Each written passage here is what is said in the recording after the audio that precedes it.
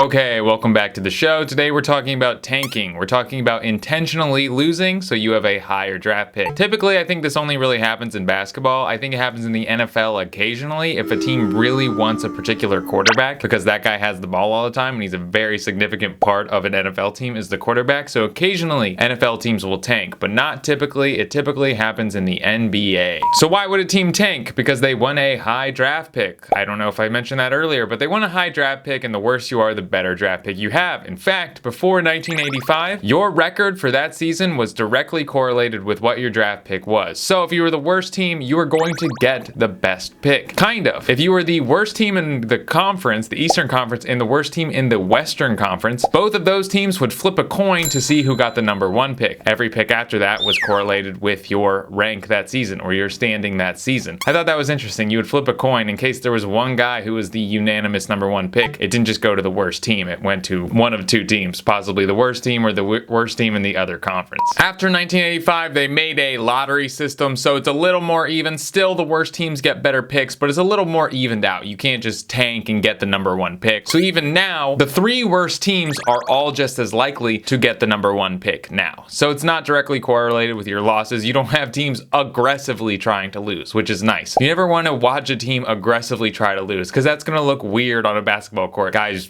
airballing or just losing the ball intentionally, it would really kill the integrity of the league. So you don't have that. But in my opinion, I think there is still truly a flaw in the system because you have incentive to lose. I think there should never be a reason that a team should want to lose. You should never have a team that says we want the lowest possible standing this year. I think it's flawed. I'm going to bring this up one more time. I brought it up on an earlier video, but I think all the luxury tax money should go to teams that didn't go over the luxury tax, which it currently does, but the teams with the best records get the most luxury tax money. So you're incentivized to stay under the luxury tax and you're incentivized to be good because you get free money. Maybe even give the players a bonus. I don't know. It's just a thought because I don't like it that there are teams that go out there and try to lose, try to be bad at basketball. I don't want to show up to a game for a team that's trying to be bad. Do you? Maybe you do. I don't know. One thing they tried to do to get rid of tanking is the play-in game now. So if you watch basketball, you know the 7th, 8th, 9th, and 10th seed in each conference is going to play a tournament to try to get that 7th and 8th seed in the playoffs, which is cool. It makes the end of the season very exciting when it previously wasn't. There's a lot at stake, especially with teams that are injured. Teams that are injured, they have guys coming back. They still have a chance to make a run for that 7th or 8th seed and possibly win the championship. Think about it. The Brooklyn Nets were slated as like the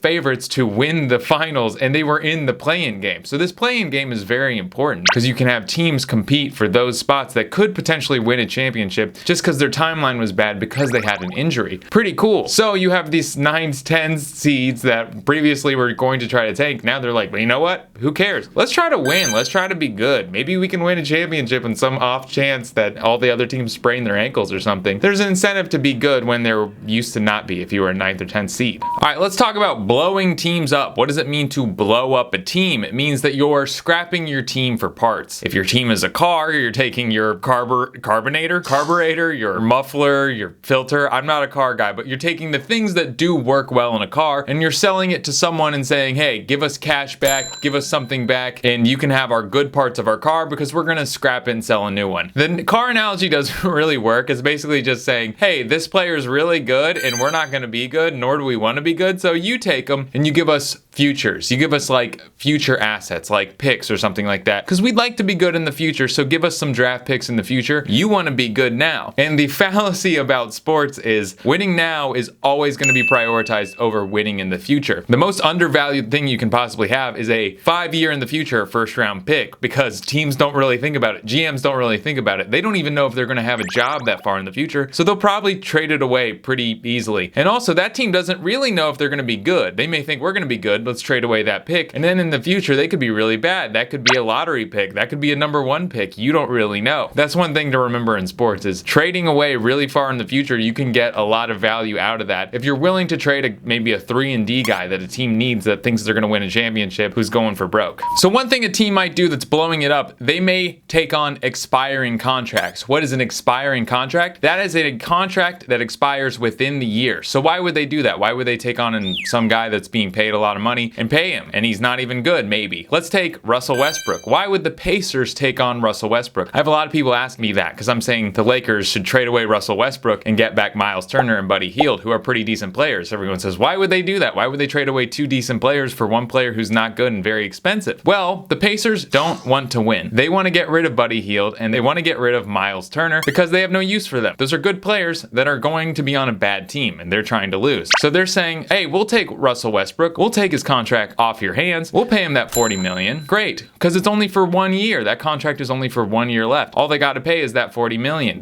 He doesn't have 3 more years on that where they're paying him $40 million for the next couple. Buddy Hield is on a 3-year contract. So they're paying whatever Buddy Hield has for the next 3 years. So it's an expiring contract. It's great. They're like, hey, we'll take him. We'll pay him. And then the following year, we'll have cap space because that money that we were paying Russell Westbrook is now gone and he's a free agent. So we don't have to deal with it anymore. So expiring contracts are great for teams who are trying to open up cap space. The guys that are on long-term deals are locked in. It sucks for teams if they have a guy that's on the books for like 4 years and he's being paid $120 million and he's not really performing or he's very injury prone. But an expiring contract is nice because it means that team is going to open up cap space. If a team wants your expiring contract, that kind of sucks. That means you're not very good. It means like, oh, we'll take them. We'll get some assets back because it means someone's trying to get you off their books. They're saying, please take this guy. We don't want to pay him and we want good players. He's not good. He's not worth the money. He's expiring, so you'll have that money in the future. So please take him. That's what an expiring contract is. I would say the best contracts in the league are Scottie Barnes and Evan Mobley. I think those are the best contracts right now because they're only 1 year into a 4-year deal with